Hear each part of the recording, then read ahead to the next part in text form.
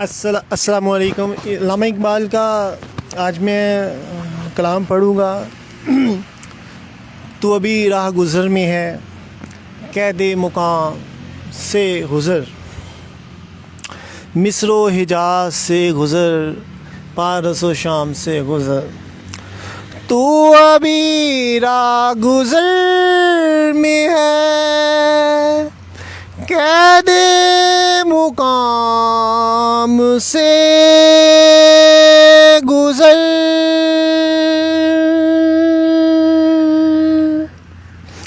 تو ابھی راہ گزر میں ہے، قید مقام سے گزر، مصر و حجاز سے گزر،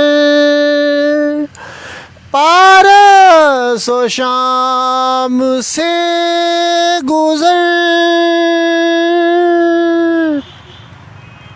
مصر و حجاز سے گزر، پارس و شام سے گزر۔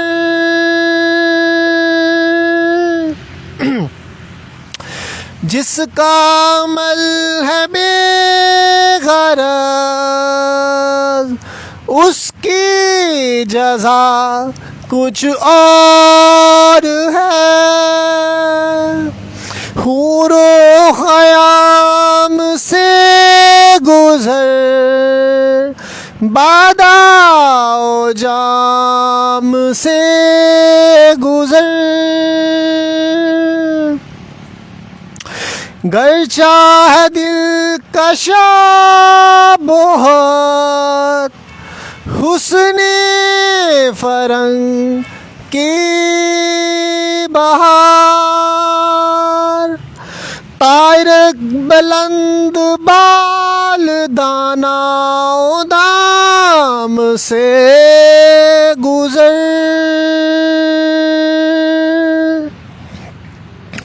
کو شگاف تیری زر، تجھ سے کشاد شرق و غرب، تیغ ہلال کی طرح عیش نیام سے گزر۔ تیرا امام بے حضور، تیری نماز بے سرور، ایسی نماز سے گزر، ایسے امام سے گزر۔ تیرا امام بے حضور، تیری نماز بے سرور، ایسی نماز سے گزر، ایسے امام سے گزر۔ تو ابھی راہ گزر میں ہے، قید مقام سے گزر، مصر و حجاز سے گزر، پارس و شام سے گزر۔ یہ تھی آج کی علامہ اقبال کی نظم، اور اس نظم میں علامہ اقبال قوت عمل کی طرف بڑھتے ہوئے مسلم امہ کو نظر آتے ہیں۔ کہتے ہیں کہ جہاں میں اہل ایمان صورت خرشی جیتے ہیں، ادھر ڈوبے ادھر نکلے، ادھر نکلے ادھر ڈوبے۔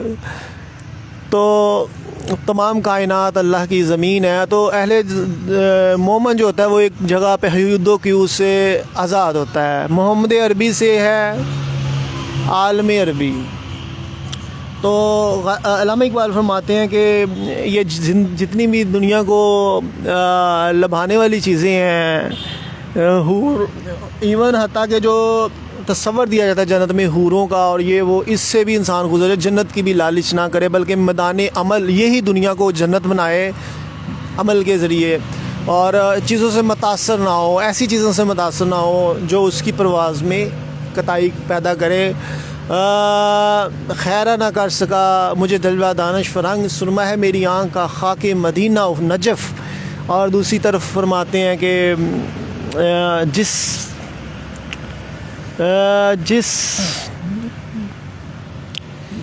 رزق اے طائر لہوتی، اس رزق سے موت اچھی، جس رزق سے آتی ہو پرواز میں کتائی۔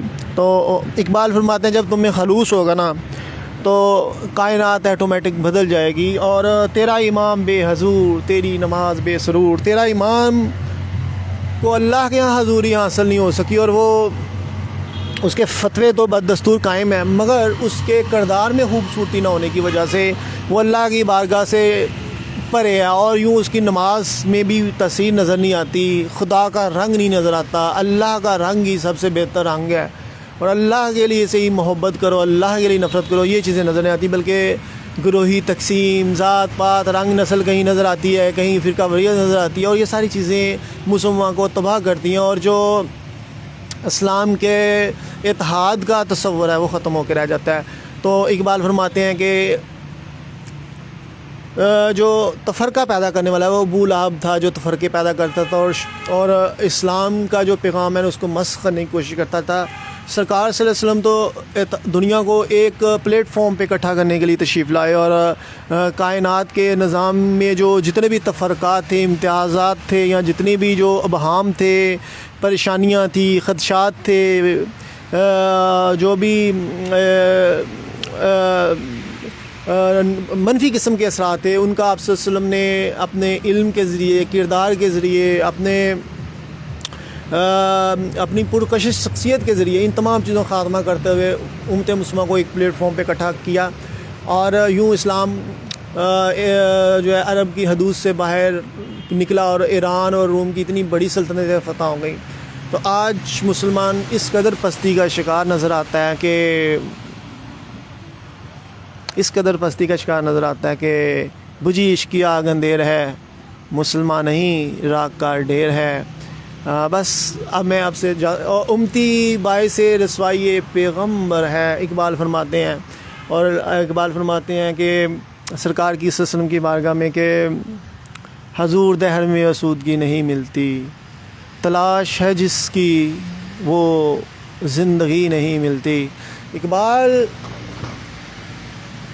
جذبے امنگیں پیدا کرتا ہے، وہ امنگیں جو بٹکے ہوئے علماء دین نے قوم میں ختم کر دیے، اور کردار کی خوبصورتی ختم کر دی، اور صرف جزا کا تصور دیا کہ آخرت میں تمہیں جنت مل جائے گی۔ اقبال نے اس چیز کو کنڈیم کیا کہ مومن تو اپنی اس دنیا کو بھی جنت بناتا ہے، تو وہ جنت تو ملنی ہی ملنی ہے۔ اگر تم اس قدر اعلیٰ مقام پہ پہنچ جاؤ گے تو خدا تمہیں جنت دے گا، مگر اگر تم بد کرداری کا شکار ہوگا تو یہ دنیا بھی جہنم بنے گی، وہ بھی دنیا جہنم بنے گی، اور بے حسی اس قدر بڑھے گی کہ تم تو کائنات کی تسخیر کرنے کا شوق تو بڑی دور کی بات، تمہاری ظاہری ہستی بھی مٹ جائے گی، اور خدا کی بارگاہ سے تم شیطان کی طرح رون دیے جاؤ گے، کیونکہ تم بہرے گنگے تصور کی ہو جاؤ گے، کیونکہ تم نے اللہ کے احکامات کو جٹا کے اعلان بغاوت کا اعلان کیا۔ غلطی کا یہ تصور یہ ہوتا ہے کہ اچانک سے جس لا علمی میں کوئی کام سرزد ہونا، یہ غلطی تصور کیا جاتا ہے، اور جو جان بوجھ کے پریکٹس کے ساتھ کسی کام کو کرنا، اقبال اس کو کہتے ہیں اعلان بغاوت۔ پتہ نہیں یہ خوش فہمی، پتہ نہیں یہ خود فریبی یا خدا فریبی، پتہ نہیں یہ لوگ خدا کو دھوکہ دے رہے ہیں یا خود کو دھوکہ دے رہے ہیں کہ عمل سے فارغ ہو کے مسلمان جو ہے نا وہ کہتے ہیں کہ ہم بخش دیے جائیں گے۔ اقبال اس کو کنڈیم کرتے تھے، علماء کے اس نظریات کو کنڈیم کرتے تھے، فرماتے تھے کہ کتاب اور سرکار کی ذات سے جو انقلاب کی تصویر ہمیں ملتی ہے کائنات اور معاشرے کو تبدیل کرنے کے حوالے سے، اگر ہم مسلمان اپنا کردار میں خوبصورتی پیدا نہیں کریں گے تو یہ کائنات کا نظام بھی نہیں بدلے گا۔ اور چونکہ علماء دین کا کردار اس قدر اس میں وہ امنگیں جذبے اللہ تعالیٰ کی طرف سے عنایت نہیں ہوئے، جذب و مستی اور عشق نہیں ملا، اس وجہ سے کہ وہ